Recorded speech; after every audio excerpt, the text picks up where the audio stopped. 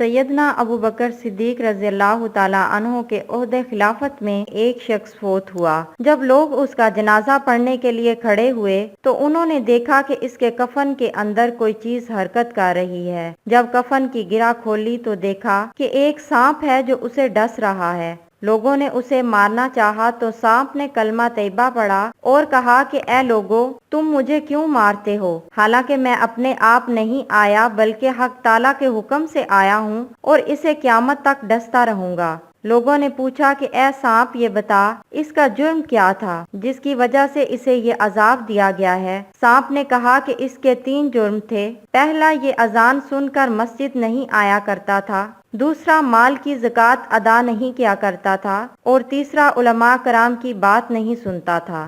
ایک شخص جنگل کے درمیان سے گزر رہا تھا کہ اس نے جھاڑیوں کے درمیان ایک سانپ پھنسا ہوا دیکھا۔ سانپ نے اس سے مدد کی اپیل کی تو اس نے ایک لکڑی کی مدد سے سانپ کو وہاں سے نکالا۔ باہر آتے ہی سانپ نے کہا کہ میں تمہیں ڈسوں گا۔ اس شخص نے کہا کہ میں نے تمہارے ساتھ نیکی کی ہے اور تم میرے ساتھ بدی کرنا چاہتے ہو۔ سانپ نے کہا کہ ہاں، نیکی کا جواب بدی ہی ہے۔ اس آدمی نے کہا کہ چلو کسی سے فیصلہ کرا لیتے ہیں۔ چلتے چلتے ایک گائے کے پاس پہنچے اور اس کو سارا واقعہ بیان کر کے فیصلہ پوچھا تو اس نے کہا کہ واقعی نیکی کا جواب بدی ہے، کیونکہ جب میں جوان تھی اور دودھ دیتی تھی تو میرا مالک میرا خیال رکھتا تھا اور چارہ پانی وقت پہ دیتا تھا، لیکن اب میں بوڑھی ہو گئی ہوں تو اس نے بھی خیال رکھنا چھوڑ دیا ہے۔ یہ سن کر سانپ نے کہا کہ اب میں تمہیں ڈسوں گا۔ اس آدمی نے کہا کہ ایک اور فیصلہ لے لیتے ہیں۔ سانپ مان گیا اور انہوں نے ایک گدھے سے فیصلہ کروایا۔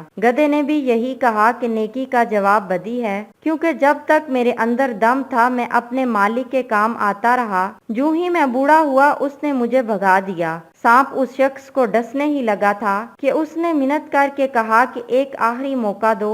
سانپ کے حق میں 2 فیصلے ہو چکے تھے، اس لیے وہ آخری فیصلہ لینے پر مان گیا۔ اب کی بار وہ دونوں ایک بندر کے پاس گئے اور اسے سارا واقعہ سنا کر کہا کہ فیصلہ کرو۔ اس نے آدمی سے کہا کہ مجھے ان جھاڑیوں کے پاس لے چلو، سانپ کو اندر پھینکو اور پھر میرے سامنے باہر نکالو، اس کے بعد میں فیصلہ کروں گا۔ وہ تینوں واپس اسی جگہ گئے۔ آدمی نے سانپ کو جھاڑیوں کے اندر پھینک دیا اور پھر نکالنے ہی لگا تھا کہ بندر نے منع کر دیا اور کہا کہ اس کے ساتھ نیکی مت کرو، کیونکہ یہ نیکی کے قابل ہی نہیں ہے۔